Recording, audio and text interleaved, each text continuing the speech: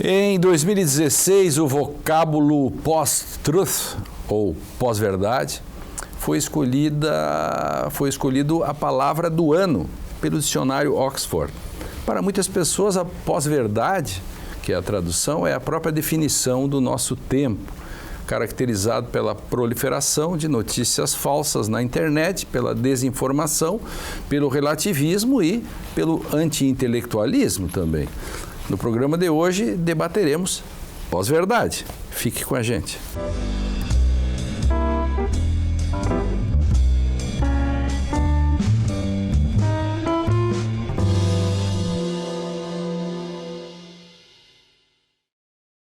Empregada pela primeira vez em 1992, em um artigo do dramaturgo Steve Tezic na revista The Nation, o termo pós-verdade foi definido pelo dicionário Oxford como um substantivo que denota circunstâncias nas quais os fatos objetivos têm menos influência em moldar a opinião pública do que apelos à emoção e às crenças pessoais. A utilização do termo cresceu amplamente com o uso massivo das redes sociais a ponto de influenciar importantes eventos recentes, como as eleições norte-americanas e o Brexit. Por que a pós-verdade se diferencia da simples mentira? A pós-verdade coloca em risco a democracia? Como lidar com a questão da verdade na nova era digital? Essas e outras questões serão discutidas no Direito e Literatura, que está começando agora. Olá, a partir de agora você acompanha um debate que conta com a participação de professores de diferentes áreas do conhecimento que vão nos ajudar a entender questões do direito e da literatura contemporânea por meio de obras literárias. O Direito e Literatura, que começa agora, tem o apoio do Programa de Pós-Graduação em Direito da Unicinos e da Rede Brasileira de Direito e Literatura. Para discutir o tema de hoje, pós-verdade, recebemos no estúdio André Caran Trindade, professor de Direito da Faculdade Guanambi, Heloísa Capovilla, professora de História da Unicinos, e Adriano Naves de Brito, professor da Unicinos e secretário municipal da Educação de Porto Alegre. Sejam todos bem-vindos. E, ao que vi, a Heloísa tem o próprio livro do Post-Truth, que é pós-verdade. E começo por você, então, Heloísa. Pois então, né? Não é que existe uma pós-verdade? A gente tem, às vezes, um pouco de dificuldade de chegar em outros pós, né? Mas a pós-verdade agora faz parte da história também, né? Então, do que a gente fala quando tem a pós-verdade? Fui procurar um especialista que trabalhava com isso, Matteo D'Ancona, que aponta algumas, a partir de algumas histórias que ele conta, especialmente histórias mais ligadas a fatos norte-americanos, ingleses, Brexit e outras coisas, a eleição de Donald Trump, um pouco mais contemporâneas, mas que retoma e que coloca a pós-verdade, o lugar que seria a pós-verdade ou uma mentira dita de outra forma, mas também a palavra mentira pode ser aqui como interpretação direta. Pós-verdade é uma mentira, não serve como parâmetro total. A pós-verdade é uma não-verdade ou que põe em questão, que tensiona uma verdade tomada como tal até então. Então, a pós-verdade vai duvidar desta verdade e vai usar de outros elementos para dizer, não é bem assim. E vai incluir alguns outros elementos neste processo, segundo ele, que vão mostrando, ao longo de alguns casos que ele relata, que o que de fato acontece é que é possível tensionar aquelas verdades até então estabelecidas e dizer assim, há controvérsias, é possível olhar esta questão de um outro ângulo. E a recepção que isto tem, que é um outro elemento importante, também faz parte desta mesma conjuntura. Então, os caminhos da pós-verdade me levam, como historiadora, a ficar um tanto quanto balançada com as verdades históricas também, que muitas vezes já estão consagradas, mas eu, como historiadora, penso que sempre é possível tensionar. Então, é por estes caminhos que a pós-verdade está se inserindo na minha vida. Então, a sua versão sobre pós-verdade, nesse caso, é uma versão light. Não, eu acho que é muito mais do que light, é séria. É séria, embora eu... Não, light no sentido, porque, por exemplo, no seu conceito, me ajudem depois, mas isso pode ser até para o segundo bloco, não sei. Perfeito. Por exemplo, discutir que a Terra é plana, que a Terra seja esférica, e dizer que ela é plana é uma pós-verdade ou de fato é uma mentira, como ela se encaixa, claro. O nosso telespectador tem uma ideia do balanceamento dessa questão. Como é que essa questão está sendo colocada? Como é que eu tenho ela é uma visto? Pós-verdade ou não? Ela pode dizer isso.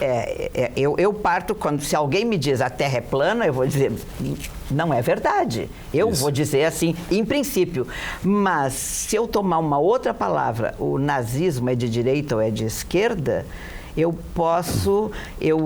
pelo menos as minhas leituras dentro deste quadro têm me levado a, quem sabe, questionar algumas coisas que nós não sabemos ainda sobre este tema e possibilitar uma discussão de que é possível, quem sabe, pensar que lá nas origens ele pudesse ser tomado de um outro modo.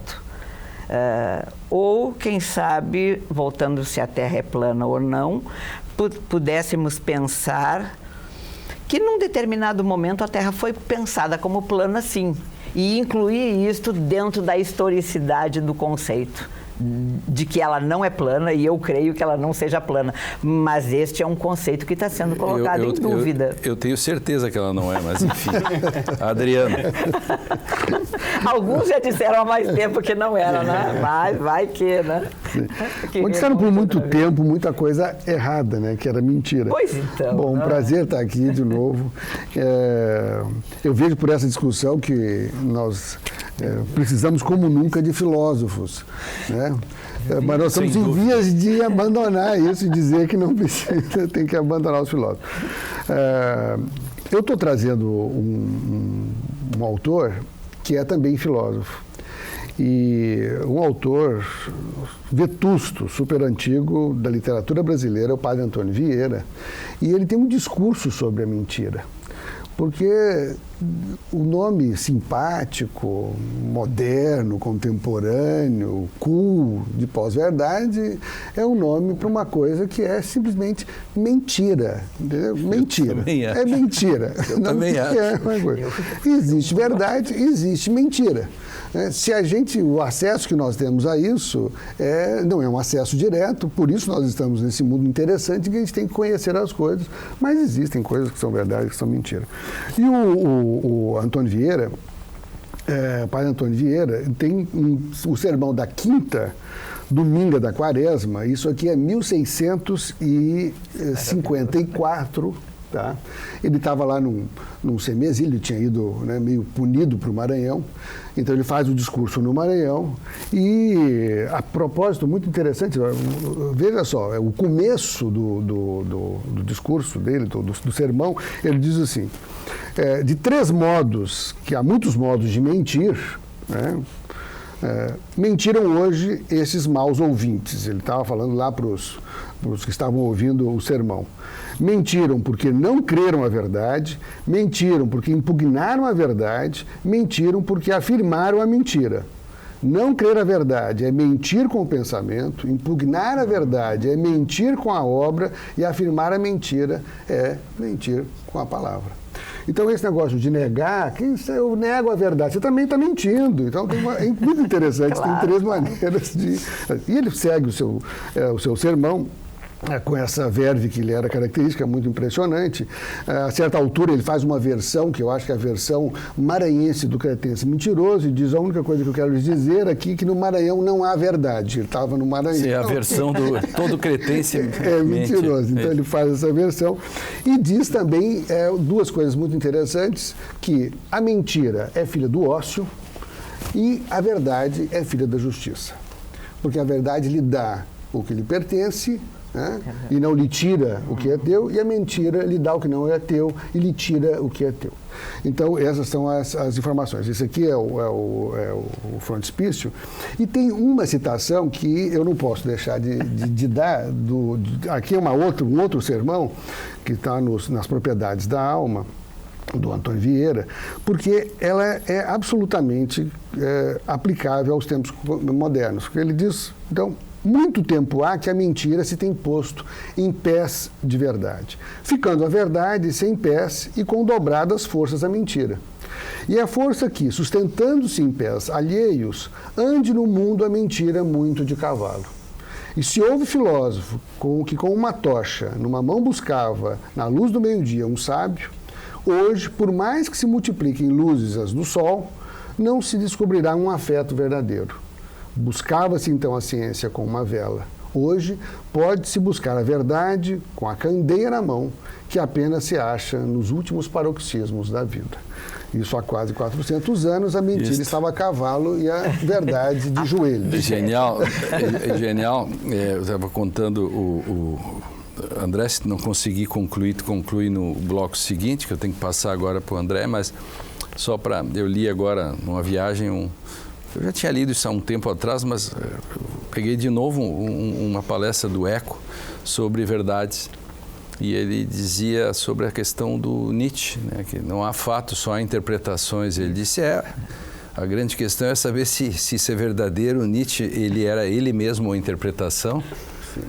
Então, ele não era um fato. Enfim, André. Bom, o Adriano dizia no Padre Antônio Vieira, então, a verdade está de joelhos, né, e a mentira a cavalo. Né? Só que a questão é, passados 400 anos ou 350 anos, nós temos a internet, a globalização, a velocidade, o Twitter, né, as comunicações presidenciais. Digamos nessa que o nova Twitter forma. anda a cavalo. Então isso agrava a situação numa medida que... jato e a verdade continua de joelhos. E o livro que eu trouxe envolve um pouco isso, chama O Tribunal da Quinta-feira. Né? Tribunal da Quinta-feira, Michel Laube, um autor gaúcho aí da nova geração, embora ele já não seja tão novo assim, né? Que trabalha justamente esses elementos. Nós fizemos programas sobre superinterpretação, limites da interpretação, fake news, né? Que atravessam essa... Subjetivismo, que atravessam essa questão. Então, aqui a leitura é mais simples. Um sujeito dos anos 80, né? Tem um amigo, o amigo é soropositivo e eles trocam mensagens por e-mail. Essa ainda era uma época do e-mail, hoje o e-mail está com os dias contados. Algumas brincadeiras politicamente incorretas, jocosas, escatológicas, né? E o protagonista, tem um casamento e durante um casamento de 4 anos, durante isso ele tem uma affair com uma colega de trabalho. Né?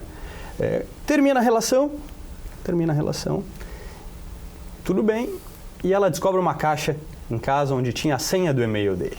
E ao entrar na conta de e-mail, ela vê não só os e-mails com esse amigo, como também descobre, né, da outra relação que ele tinha fora do casamento. Isso é num domingo.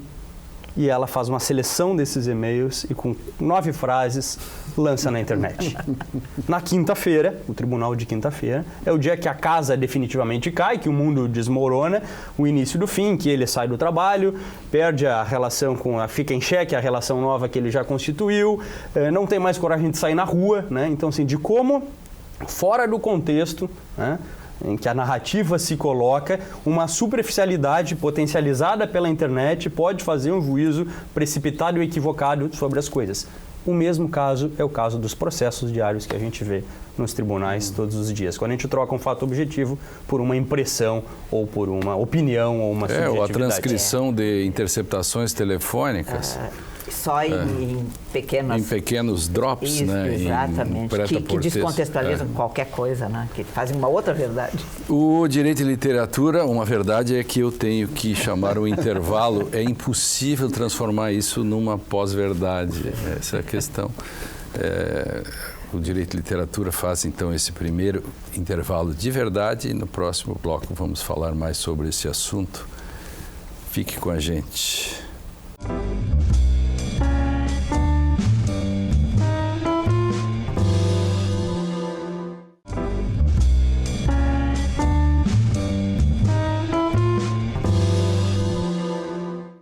E o Direito à Literatura está de volta para debater o tema pós-verdade, ou, como diz o Adriano, mentira. Imagine o seguinte cenário, né? Você acorda e do dia para a noite a Terra é plana, o nazismo de esquerda, a ditadura militar não existiu, enfim, o Holocausto foi mera invenção. Artigos de renomados cientistas valem menos que um post de rede social. Que mundo seria esse, né? Um mundo criado pela pós-verdade? Eu escrevi um texto agora... Parece ser o nosso mundo. Exato. Eu escrevi um texto agora sobre a praga do emotivismo, né? Que filosoficamente é uma praga. E eu peguei um autor que eu gosto muito, que é o McIntyre, o Alasdair McIntyre. Ele tem nome de zagueiro de time de várzea, né? Alasdair, né? Alasdair. E ele fala dos disagreements, e ele fala de uma coisa que é uma distopia. Eu fiz o texto agora. O know nothing. O saber nenhum venceu.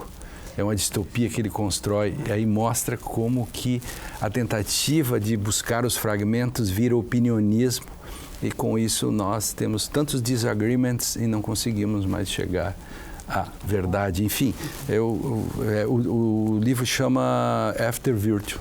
Eu não sei se tem em português. Tem uma tradução. Tem uma tradução. Depois da virtude.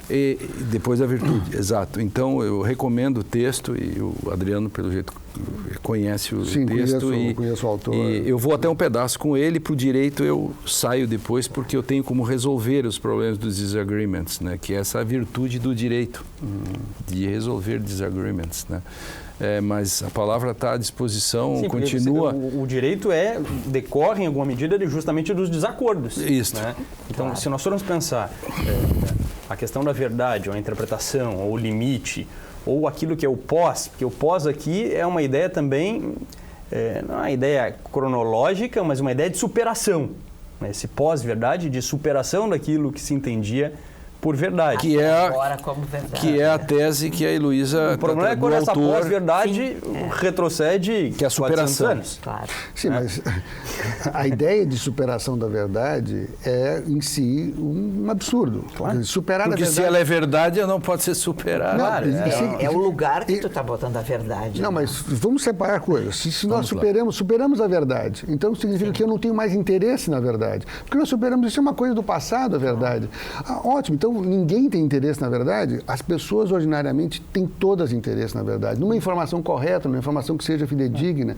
Então, o que nós temos e por isso nunca se precisou tanto de filosofia, que é para separar aspectos, para entender, pelo amor de Deus, o que estamos fazendo. Claro. Quando o direito define certos aspectos da vida, ou certas questões da vida em sociedade, mas outras não pode definir. Não faz o menor sentido colocar no tribunal uma teoria científica.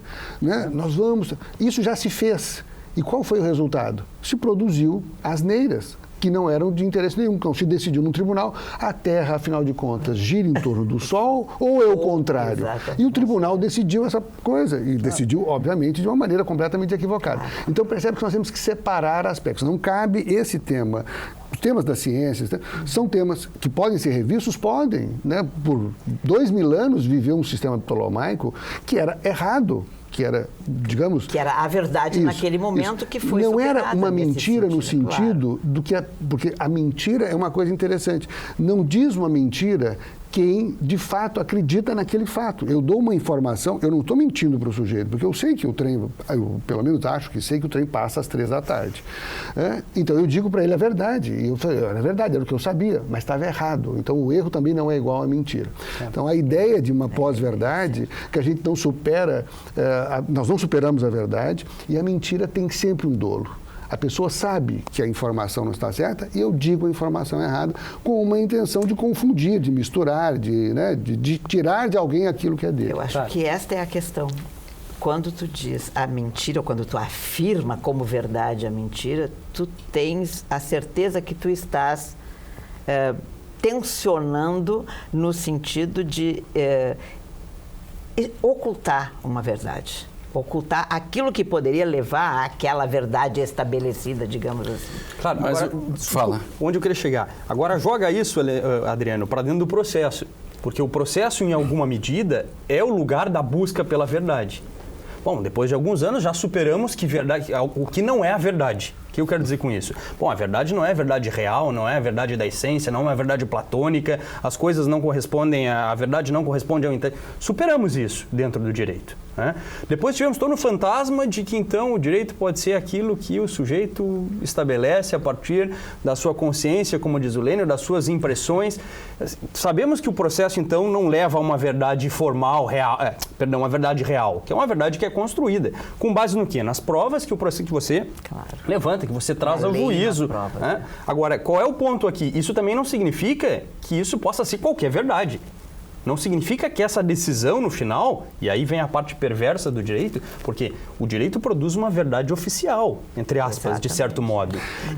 O que eu quero dizer, a decisão produz efeitos, produz violência simbólica e concreta. Ou seja, o direito produz violência legítima. E aquilo que é ou não é verdade não importa. Importa o que o direito disse que é verdade. Que é verdade. Que são os efeitos práticos de uma sentença que você não discute mais. Sim, mas isso é interessante. Não produz talvez uma verdade no sentido que nós estamos buscando a verdade quando fazemos ciência. Ele produz uma decisão. Ele produz uma decisão. E essa decisão tem efeitos. Claro. E por que ele produz? Por que nós buscamos? Se o direito, então, produz uma decisão que não é a decisão verdade, por que nós gostamos do direito? Porque nós precisamos dele. Por que nós precisamos do direito? Então, eu sou um funcionalista, então acho que o seguinte, se não tivesse função nenhuma, se não isso fosse preferível a outras medidas, nós não teríamos desenvolvido essa instituição. O fato é que há certas circunstâncias em que nós, de fato, não acordamos, e essas circunstâncias, por exemplo, a ciência não entra nessa, e nós precisamos que haja uma decisão para que se interrompa, que se chegue a uma decisão exatamente que produz efeitos de que a vida possa continuar. Bom, o direito é um sistema que a melhor maneira de produzir essa decisão. Então, ilusões, porque querer que o direito produza a verdade, mas ele tem que produzir uma decisão para que a vida continue. Mas aí vem uma questão muito importante que é de segundo nível. Se os nossos desacordos que existem e tem uma instância para serem resolvidas, isso não basta. É que quando se decide os disagreements, os desacordos, não se pode decidi-los com novos disagreements. Porque aí nós vamos cair num processo sem fim. Então você precisa critérios para que, quando eu resolvo os disagreements, eu não repita o processo, porque aí eu não paro. Eu preciso ter critérios, e esses critérios têm uma noção de objetividade. Mas, sobretudo no direito... Elementos objetivos, critérios... Claro, que vão se somando, mas o critério final não é de objetividade. É de autoridade. Sim. Então, o interessante do direito é o seguinte, não é porque finalmente o juiz, o julgador... Não é porque é verdadeiro, é porque a autoridade competente disse X. Disse X, claro. Que no fundo, então se pode dizer, então, segundo vocês estão dizendo, que Hobbes e depois Austin repete Hobbes, que diz auctoritas non veritas facit leges. É isso? Exatamente. Quer dizer, claro que vocês dois não estão, ou três, não estão aderindo à tese positivista jurídica clássica, mas estão dizendo que mesmo numa concepção não positivista, você tem a auctoritas como resultado, constituído porque ela imputa. Isso é como o Austin não é o linguista, não é o... Não, o anterior, o jurista. Mas o linguista, o interessante, o que ele diz? Né? Aí o filósofo. Como fazer coisas com palavras. Esse é o segundo, é o mais recente. Exatamente. Como fazer coisas com palavras. Que é a questão do locucionário e nesse ato, quando o juiz enuncia uma sentença, ele faz coisas com palavras nesse sentido. Há uma decisão e essa decisão produz resultados. Então, agora, há um lugar que cabe o disagreement de modo quase permanente. Né? Bom, Um certo lugar disso é, obviamente, a ciência. Sempre há disputas na ciência. Evidente. E isso faz parte do jogo. Mas na vida social tem outro lugar que é a política. Claro, Então, mas é o locus privilegiado. Isso, claro. para isso. Então não se pode misturar também essas coisas e dizer, quando alguém está fazendo um lance político, ele obviamente está querendo que essa verdade se torne, ou que aquilo que é a sua opinião se torne dominante. Mas é legítimo. É legítimo, é completamente legítimo. E o jogo político Perfeito. democrático é para que isso a gente possa avançar no meio dessa, né, nossa discussão. Por isso que direito organizada. não é igual à política. Perfeitamente. Não, Só para deixar que não é igual à ciência. Que não é igual à ciência, exatamente. Adriano, o problema é quando isso tudo acaba no tribunal. Isso. Aí o tribunal acontece. tem que dizer isso. E o tribunal se comporta politicamente, temos um segundo problema. E adora aí ter esse vai poder dizer que ele não que a tem. verdade é aquela que foi dita no tribunal e ela acaba sendo uma verdade. Isso. Que nem sempre tem O mesmo efeito que é o caminhada. tribunal decidir se a Terra gira em torno do Sol. Ao contrário, é ele decidir questões políticas. Só vai decidir bobagens, porque Não é o seu lugar. não é o seu lugar, não é o seu âmbito. Então, para o nosso telespectador, sempre dicas são importantes, né? Como construir coisas com palavras. Ele traz a linguagem ilocucionária, locucionária e perlocucionária. A ideia de que eu pergunto, alguém tem fogo? E a pessoa te oferece um cigarro.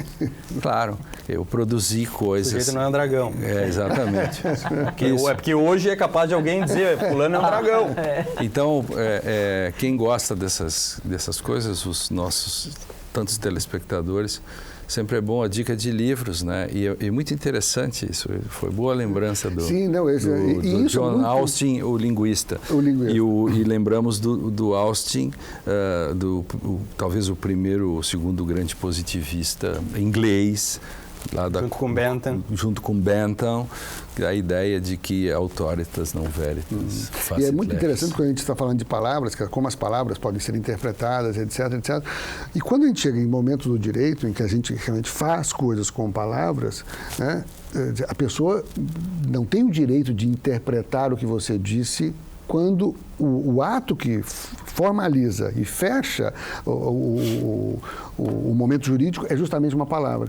Você pergunta para a pessoa, né, você aceita casar com esse daí, e você diz sim. Então, pronto, esse é o ato que fecha, que perfectibiliza o ato jurídico. Fez coisas com palavras. Aí o cara diz, não, mas o sim não era bem o sim. Então, como a gente interpretaria isso como uma pós-verdade? Virou uma pós-verdade, não queria dizer isso. Deu, meu filho, tem os atos, esses atos. Agora você não quer mais, tá bem, nós vamos fazer uma separação, vamos fazer um divórcio, você vai dividir os seus bens. Então é interessante, mesmo com palavras, que são coisas, nós criamos coisas e elas têm consequências. Então, a ideia, a gente tem que realmente separar aspectos para que a gente não se confunda misture âmbitos e aí acabe não mais entendendo o que é a diferença entre mentira e verdade. No nosso próximo intervalo, nós vamos trazer um pedaço de um filme chamado Negação, que vai encaixar como uma luva nessa discussão. E estamos discutindo pós-verdade, prometido para o próximo bloco, um pequeno filme de 30 segundos. Você vai gostar muito. Não saia daí.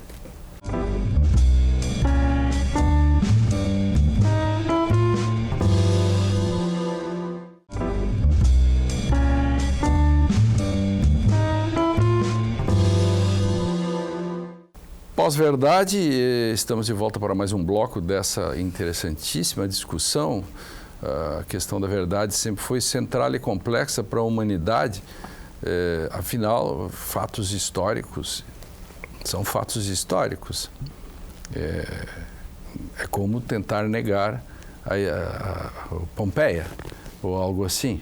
Então, eu quero exatamente chamar a atenção e passar rapidinho um filme aqui para vocês sobre 30 segundos, um pedaço do filme chamado Negação. E depois o André explica um pouquinho. Vamos primeiro olhar o filme 30 segundinhos. O pedaço é bem elucidativo. The first reaction everyone has when they hear about this trial is horror. More like disbelief. I mean, a court of law has to be a lousy place to judge history. I must agree as a historian. They say, my God, are you serious? You sit down in a court and some pompous English judge rules on whether the Holocaust happened. And let's think about this. What if we lose? Huh? Suddenly it becomes acceptable, it becomes respectable to say the Holocaust didn't happen? Has anyone thought about what that will mean? E aí, André?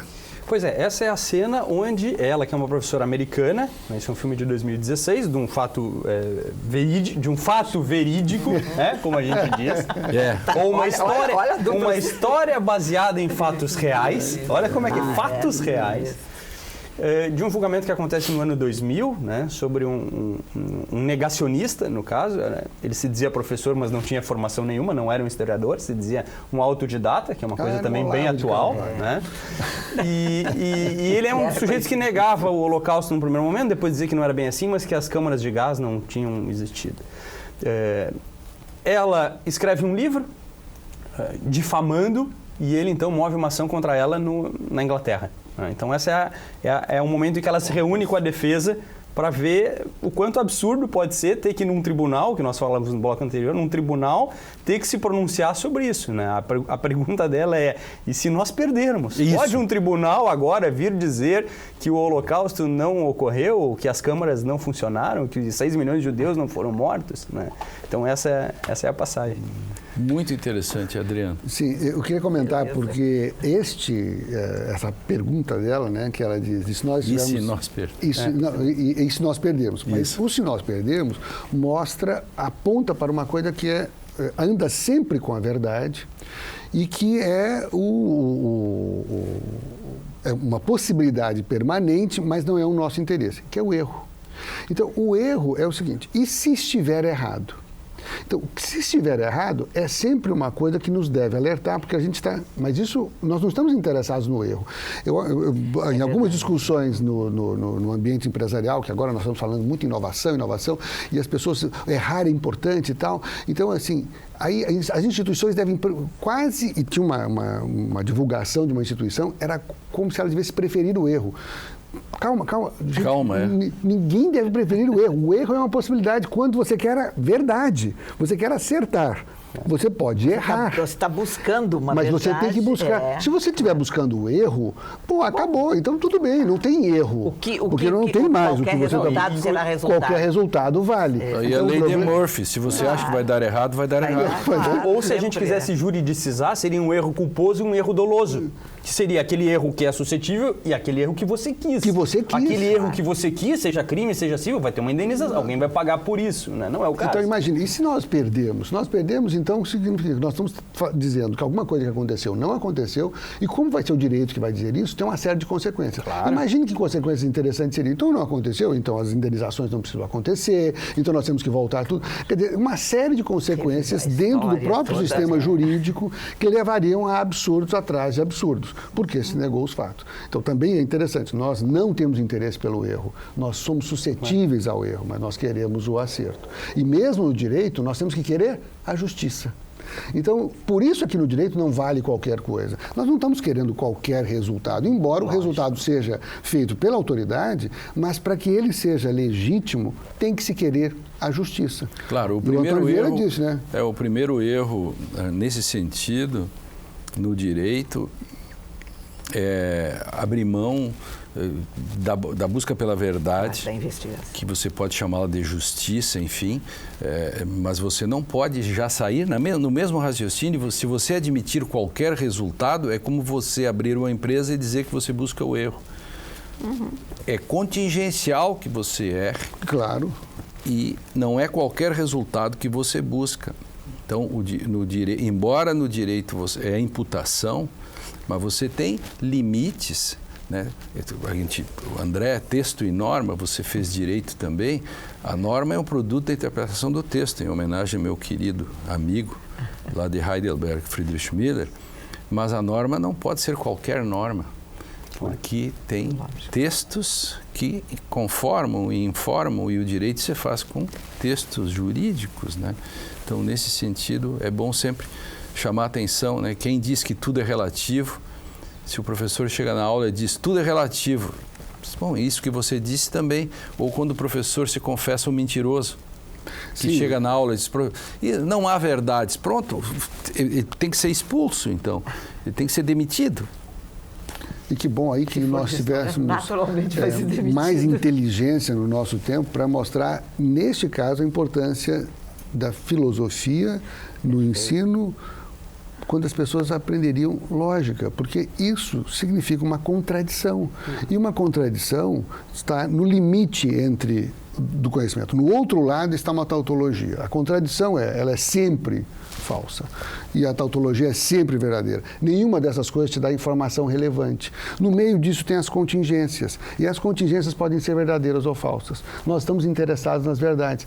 Mas nós estamos rodeados de coisas erradas que a gente não acessa. Mas isso é um mundo interessante. Mas num cenário, isso é relevante num cenário que você pode contrapor as coisas. Né? Você pode mostrar que não é assim. Se eu digo, não aceitamos conversar, é assim porque é assim, bom, aí nós temos um problema que é até onde a pós-verdade coloca em xeque os regimes democráticos.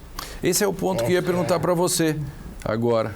Eu ia perguntar até que ponto você consegue desestabilizar. Porque se nós formos pegar uma coisa assim, Adriano, bem habermasiana, né? A deliberação política, a esfera pública, os conceitos em como isso se dá. Né? Ou se a gente for pegar a discussão do Trump, a saída ou não saída da Inglaterra, se todas essas informações não fecham, ou não são corretas, ou não são bem assim, ou se todos os juízos que nós fazemos, agora a gente descobre que não são sobre informações verdadeiras ou precisas, ou exatas, ou mais ou menos, até onde isso pode prejudicar, né, a comunidade que delibera, seja no parlamento, até onde que a influência religiosa pode contaminar, até que ponto que a gente pode votar a lei de um determinado ano porque Deus quis, né? Ou porque é assim, ou por um argumento dogmático que seja. Isso. Não, esse eu acho que é o limite que impede a vida social democrática, que é quando você diz, alguém decidiu a nossa discussão e não tem mais discussão. Então, num ambiente democrático, mesmo com a quantidade de informações erradas, né, que hoje não andam a cavalo, mas andam a jato, mas as pessoas, quando se trata do ambiente política, elas sempre decidiram com alguma informação que pode não ser certa. E é o ambiente dessa discussão. Agora, o fato de existir essa possibilidade permite que você revise sempre. Então, agora no sistema americano, está lá, estou investigando o Trump, tem instituições fazendo isso e corrigindo. A gente, então, vamos cometer... contraponto naquilo que está posto. Isso. Né? Agora, no momento em que não há mais a possibilidade do contraponto, bom, aí acabou. Acabou a possibilidade de nós irmos adiante, de nós melhorarmos, revisarmos aquilo que precisamos revisar. Que são os filtros, né? Por exemplo, eu tenho uma tia analfabeta que virou cientista político. Porque ela não tem das boas. filtro. Todos temos. Todos têm parentes analfabetos que viram cientista político, né? Então, ou advogado, ou historiador. Ou historiador, enfim. Historiador nem se fala. Que que se transformam em autoridades. Ora, antes do Padre Vieira, né, o Platão foi o primeiro a denunciar as fake news. As sombras são sombras, essa é uma questão. Sim, saia desse simulacro, por exatamente. favor. Então, que a gente pode chamar hoje o locus da pós-verdade ou da mentira, é a neocaverna. Que é isso que está aí, né? Então, tanto é que o juízo final, Deus vai olhar a rede social de cada um. Pobre WhatsApp. Deus. Eu tenho medo de Deus agora, olhando isso. Meu medo é Deus. Aí vai sobrar pouca coisa. Agora, a questão que me interessa, Lênio, a questão que me interessa... Desculpa, porque tinha um ponto que a Heloísa estava trazendo, que era esse sobre a história. Né? Que a história faz parte da história contar as mentiras que foram ditas. Certamente. Porque ela também tem que contar as mentiras, inclusive dizer que aquilo foi mentira. Isso, que alguém diz aquela mentira. Isso faz parte do processo histórico. Só que quando ela conta, não é uma narrativa flatus voices. Não. Ela tem evidências, você vai dizer que isso... Tem que se procurar aproximar o mais possível de uma verdade, do acontecimento, do fato. Agora, se não tiver mais fato, a gente tem um problema muito sério. Se eu não tenho fato, se eu só tenho versões, ou se eu só tenho... ele deixa de ser relevante, o fato, como é que eu vou afirmar ou como é que eu vou me aproximar de uma verdade? Não é positivismo, não. É uma versão, por verossimilhança, por uma série de razões, eu vou chegar aqui. Esta foi a coisa mais próxima daquilo que aí tem a tradição. do acontecimento, existe, né? Claro. É possível falar em tradições, e aí tu tens tradição autêntica. Interpretações, então, há coisas que há um grau de objetividade nas coisas. Você toca na pedra e a pedra é dura, pronto, isso é um fato, né? Não, e presente na pretensão que é erguida por aquele que escreve história. Ele não está escrevendo uma literatura, ele não está escrevendo um livro fantasioso, ficcional. Ele está buscando chegar numa verdade, né, de apontar e isso é muito interessante. Caminhos nesse Quando sentido. você diz alguma coisa com pretensão de verdade, eu posso dizer que você está errado. No momento em que você diz assim, não, mas isso aqui... As minhas fontes... é uma ficção que eu estou inventando. Eu não posso dizer mais que é errado. Eu posso gostar ou não da sua ficção. É uma outra aproximação que eu faço do texto, né? No texto que eu trouxe, o Tribunal da Quinta-feira, pensa como o direito é um terreno pantanoso para isso, Adriano. O direito é uma prática interpretativa. Sim, um processo é um emaranhado de narrativas. Isso. Seja a narrativa do autor, seja a narrativa do réu, seja a narrativa das testemunhas, seja a narrativa da perícia, seja a narrativa do juiz que sentencia. De uma coisa que já não está lá mais presente. Que não está, olha. E aí tem algumas coisas que são curiosas. Por exemplo, assim, imaginário popular se diz, os fatos comprovam. Olha como está tudo verdade. Invertido, né? Se diz, aqui os fatos comprovam. Poxa, todo o processo, e os juristas dizem, todo o processo é para que as provas feitas num processo comprovem determinados fatos. Fatos não comprovam nada, né? Tem um jurista italiano que a gente já discutiu bastante, que é o Michele Tarufo, né, Lênio? Ele faz a gente não concorda com tudo que ele diz, o Lênio também não, mas ele usa uma expressão boa que são os verofóbicos. Né? Aqueles que têm medo da verdade, os nihilistas extremos, né? Os verofóbicos. Então, assim, de como isso se dá dentro do processo, é interessante no livro do Michel Laube, porque os fatos, a descontextualização dos e-mails da história que ele tem, pinçados por algumas informações, vão para a internet. A internet é o lugar, estava com os nossos amigos sistêmicos, né? O que eles dizem? Quanto mais informação, menos informação, né? O paradoxo. Então, é o espaço por natureza da desinformação. Então, aqui tem um processo público, né? Que não é um processo judicial, um processo público em que o sujeito é esculhambado. Linchado. Linchado. E aí a gente diz, poxa, o Tribunal de Quinta-feira, isso acontece de quinta para domingo na história, e você que é o leitor, de alguma maneira, está vendo no livro inteiro a explicação dele, a explicação verdadeira. A tentativa ele demora o livro inteiro para explicar para você isso. A antítese, como 9 frases dão um resultado inverso. E aí a pergunta que fica aqui no final, que é a que mais nos importa no direito, Lênio, é até que ponto que isso que acontece no livro, no mundo da internet, é diferente no dia a dia forense. Até que ponto que nos processos a gente também não faz julgamentos superficiais, não com base em fatos objetivos, ou não busca mais isso, mas em impressões, intuições. Bom, eu acho que, que o grande problema continua sendo, tanto da filosofia como no direito, é a praga do emotivismo, que é essa questão que é filosófica para mim, isso é um problema seríssimo, o emotivismo, que é um não cognitivismo ético, isso é um problema seríssimo. Vamos para um rápido intervalo. No próximo bloco temos mais um pedaço de um filme tratando exatamente sobre esta discussão da pós-verdade. Nós já voltamos, não saia daí.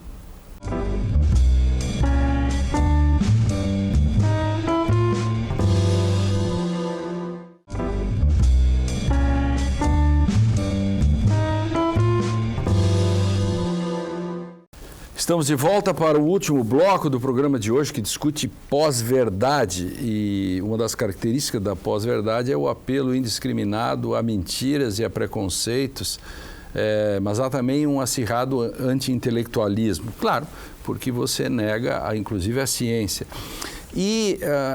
Mas principalmente, Heloísa, a história.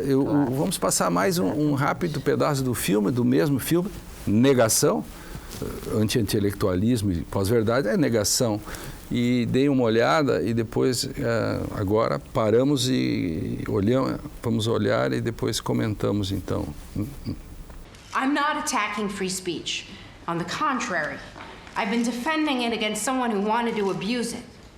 Freedom of speech means you can say whatever you want. What you can't do is lie and then expect not to be held accountable for it. Not all opinions are equal. And some things happen. just like we say they do. Slavery happened. The Black Death happened. The earth is round, the ice caps are melting, and Elvis is not alive. Essa questão das afirmações, quer dizer, são duas partezinhas, mas a afirmação, quer dizer, a peste existiu... Existem consensos. Isso. A gente pode discutir filosoficamente o que isso quer dizer, mas assim, alguns consensos, por exemplo, você dizia antes, o direito parte de desacordos para produzir acordos. Quando você tem uma decisão no final, aquilo ali, olha, imagina-se não, deve ser assim. E aí o Estado está legitimado a fazer isso, inclusive com o uso da força. Na história, você também tem consensos historiográficos, não sei se usa essa expressão, e na filosofia, de alguma maneira, por mais que seja o espaço por excelência da gente fazer discussão, algumas coisas que se ligam aos fatos e não àquilo que é teórico, também a gente pode discutir, né? No sentido de que não tem muito o que dizer. A teoria pura do direito foi escrita por Hans Kelsen. Ponto. Então, isso é uma coisa que... É um estabelecido, é um fato estabelecido, né? Segunda Guerra existiu, o Holocausto aconteceu, ponto. O ponto não é que você não está discutindo, você tem evidências e provas que nos mostram isso, que corroboram essa narrativa. Então, isso é o interessante, que claro que nós podemos sempre revisar a ciência. Então, nós podemos revisar uma sentença até um certo limite, porque esse é o ponto importante do direito. Tem que chegar um momento em que não há mais, porque senão nós não avançaríamos. Mas quando você quer revisar uma sentença, você precisa trazer evidências novas. Perfeito. Você não vai abrir o caso porque eu quero. Então, você quer revisar um fato histórico? Traga evidências. Vai buscar, quer dizer, o sujeito para dizer informações, tu vai buscar, para dizer o nazismo era de esquerda, vai ter que escrever um catatal, entendeu? E assim mesmo ainda vai ter difícil. Exatamente. Não é um artiguinho de jornal de 3 páginas dizendo uma asneira qualquer que uma vale. Frase que vai desmontar o que evidências históricas já colocaram. Ou dizer que Newton era burro. Isso. Porque eu vi uma frase outro dia, Newton era burro, acabou a discussão, que bom. Isso é gênio. Claro, e a discussão é a seguinte, se você não acha a mesma coisa, você também é burro. Exatamente. Então, isso é interdição de qualquer discussão. Então, se pode revisar, mas você precisa levar evidências para a discussão. Agora, essa parte do filme é ótimo, porque ela diz o seguinte, você não pode mentir. E o que é mentir? Exatamente, não é o sujeito dizer alguma coisa na qual ele realmente acredita, que ele está disposto a defender, mas isso é desonestidade intelectual. Negar como desonestidade intelectual, né? Eu nego porque nego. Isso, porque eu tenho outros interesses que não são o interesse da verdade. Não é o interesse da justiça. Por trás da pós-verdade tem 2 coisas de mão dadas, a desonestidade e o voluntarismo. Verdade. Porque essa narrativa que se coloca é assim porque alguém quer que seja assim. E porque, porque ele tem um interesse escuso que não é um interesse revelável no âmbito do nosso jogo aqui, aberto de todo mundo. Se fosse revelado, não teria mais sentido. Exatamente. Sabemos por que não daria essa polêmica. Desmancharia, né? Agora, aí uma pergunta então para vocês, paradigmática.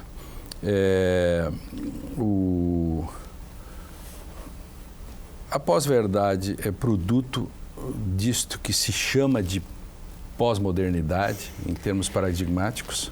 Acho que não. Acho que são 2 coisas. Porque a pós-modernidade, lá pelos anos 60, quando começa a se colocar alguma coisa de pós-modernidade ou de questionar coisas e que acaba, sei lá, com Fukuyama, dizendo não existe história, quer dizer, não mas a pós-modernidade questiona algumas coisas que vinham sendo dadas até aquele determinado momento, que vinham sendo colocadas e que a própria aceleração do mundo colocou um momento de ruptura nesse sentido. Eu concordo, mas eu me refiro à questão, por exemplo, se nós vivemos em tempos de, digamos assim, paradigmaticamente em intersubjetividade, sim, e se alguém diz que só há narrativas, você mata a intersubjetividade, aí você está dando um salto triplo por cima de um lugar em que nós achamos que existem fatos e que as verdades, enfim, surgem de uma intersubjetividade linguística, enfim. Ficou, Ou a o pós-verdade giro é a negação linguístico, disso, nesse sentido, Não, a pergunta. eu acho que sim. Aí, Eu não- o Mas eu acho que reloginho... não vem dentro do mesmo quadro. Não é dentro do mesmo quadro. Uma consequência ou uma dentro da outra. Mas é reflexo de alguma coisa que estava, vamos dizer assim, que estava posta. E eu acho que eu diria assim que a pós-verdade é este questionamento por uma questão não muito ética, que é a questão da mentira, né? Que vai, mas que também não é nova nesse aí, sentido. Adriano? Primeiro, eu não acho que tem a ver com pós-modernismo. Eu também A acho pós-modernidade é um movimento estético. Tem alguma conexão no sentido de que como na estética, claro, na estética não tem a ver com verdade, né? Tem a ver com Gosto, padrões, etc. padrões, Então questionam-se padrões e você tem novos padrões, esses padrões desafiam a sua percepção. Aí se faz agora, a verdade é também uma questão de percepção. Opa! Uma transposição, não dá para ou seja, dizer. uma pós-modernidade Nesse vulgar. sentido, Isso, então, quer dizer, não é a pós-modernidade que é responsável Claro, por isso, claro. obviamente. Há mas uma vulgata nisso. Isso, exatamente, né? Quer dizer, você traz para a O discussão. problema é que tem talvez ver a com vulgata verdade. hoje ela está mais enraizada. Esse é o ponto. Aí vem toda a discussão. A vulgata hoje está mais enraizada. Se você perguntar no Twitter, se você for olhar o Facebook, o que é a vulgata da pós-modernidade, É isso que o que tá aí. Adriano está colocando, como a origem. Bom, e aí vem o Que outro. verdade é dela percepção. até- Cada um tem a Isso, sua. Cada um tem a sua. O cara disse assim, mas você tem que aceitar a minha verdade. É verdade, Ups. claro. Ups. Como assim? E aqui tem outro fenômeno histórico interessante que no nazismo, já que nós falamos tanto de nazismo, né, um dos fenômenos mais importantes para a consolidação como concepção de mundo, como concepção política dominante, foi justamente os meios de comunicação. Nós estávamos num período de novidade nos meios de comunicação. Então a imagem tinha um impacto sobre as pessoas, elas não estavam preparadas para lidar com aquilo, elas lidavam como se fosse verdade. A verdade. Isso. E, claro, elas embarcaram em muitas mentiras, e mentiras no sentido Literal da palavra. As pessoas sabiam que não era aquilo, Claro. desonestamente fizeram divulgar. Isso nos meios de comunicação, hoje nas mídias sociais, a minha impressão é que nós estamos nesse tempo. Isso tem, que nós temos 10 anos de redes sociais. Mas você acha isso. que pode melhorar? Então, é claro que vai ter que melhorar, porque ninguém consegue viver com tanta mentira, né? Por isso, As Pior do que pessoas- tá, não fica. Não, tô em Mais ou menos pânico. essa Aquilo frase produz feita também, resultados, a ignorância sempre produziu resultados negativos. E o excesso de mentira também produz derrocadas. Não há nenhuma certeza, né? Porque eu também não... que nós vamos dar certo. Mas esse é o caminho para dar errado. Para o André, E com menos filosofia, então, aí é a sim. receita certa. Certo. mas André, Com qual é o menos prejuízo de filosofia, tudo menos isso história. Menos jornalismo, menos Exato. ciência. para o ensino jurídico e o produto do ensino jurídico que são os formados? Qual é no que isso impacta essa fragmentação, esse anti-intelectualismo, no que impacta isso no ensino jurídico, Pois por o exemplo? outro filme que a gente tinha separado e terminou não usando se chama, agora não tenho certeza, O Vento Deixará a Sua Herança. É um filme dos anos 70 em que um professor responde no tribunal justamente porque ele, numa aula de biologia, fala sobre evolucionismo, né? Então, como que essas coisas podem ser tratadas, não só numa sala de aula do direito, mas numa sala de aula de filosofia, de história, seja do que for. Né? Sobretudo se hoje você filma o professor, né? E depois diz, olha, o professor está fazendo apologia de alguma Claro. coisa. Né? Aí tu Em recorta que- e põe as 9 frases, como tu fez o sujeito no teu Exatamente. Ah, Então, também. Então, assim, é engraçado aqui que o processo, se a gente for fazer um corte para o direito, ele é, por excelência, Adriano, o espaço do contraditório, né? O espaço que você diz, e agora o que você tem a dizer sobre isso? Né? Então, o direito teria aqui um filtro, um mecanismo de dizer, calma lá, porque alguém sempre vai poder desdizer você de tais afirmações. Né? O problema é que controle social, que é esse que a gente está impondo dentro da universidade, por exemplo, onde o sujeito não quer nem mais dizer. Isso. Não quer nem mais afirmar nada, nem que sim, nem que não. Tem 1 Você minuto já e está meio constrangido de fazer as afirmações que são aquelas que a gente já está... Né, os consensos mínimos Lógico. científicos, lógicos, racionais entre nós. O programa tem só 1 minuto e 15 ainda. Tá, Terminem. uma palavra sobre uma coisa muito importante que o seu livro traz, que é esse da vida pessoal colocada em público. Da exposição. E como isso atrapalha a vida social. Os gregos inventaram a discussão na ágora, tá? Na democracia, etc. Mas não é possível fazer vida social se tudo for revelado. Claro. Entendeu? A vida social depende de personas, depende de um personagem que nós criamos. Então nós temos que ter, porque esse distanciamento é fundamental para a acomodação Os dois corpos das do coisas. rei, os dois corpos do rei, que é uma criação nesse sentido, Isso. desde 1495. Uma Então, dimensão privada que tem que ser preservada. Essa Evidente. loucura na qual nós vivemos, em que as pessoas colocam nas redes sociais todas as suas entranhas, isso torna impossível a vida social, ela não facilita a vida social. Entendeu? E você não sabe mais o que é entranha, o que é fantasia, o que é a minha projeção. Então, isso torna impossível você fazer uma discussão honesta. Então, as pessoas têm que ter direito à sua vida privada, a informações que elas não querem revelar. Esse é um tema fundamental. E eu acho que nós vamos caminhar para isso. Nós temos legislação na Europa que está avançando para isso, para dizer, alto lá, menos, a pessoa tem direito à privacidade, não aparecer diria, tudo. Por último, uma única frase. Uma frase. Os historiadores têm que prestar atenção na pós-verdade. Muita atenção. O Direito e Literatura fica por aqui. Obrigado, Adriano. Obrigado, Heloísa. Obrigado, André. Foi um debate muito profícuo. Assista este e outros programas também no Facebook, né? Na TV Justiça, também no Facebook. Já tem mais de 300 programas que nós gravamos durante 10 anos para cá. Já estamos 370, André? Mais ou menos, 371. E mandem notícias, sugestões, participando, enfim, para que possamos ter outros encontros deste JAES. Até o próximo.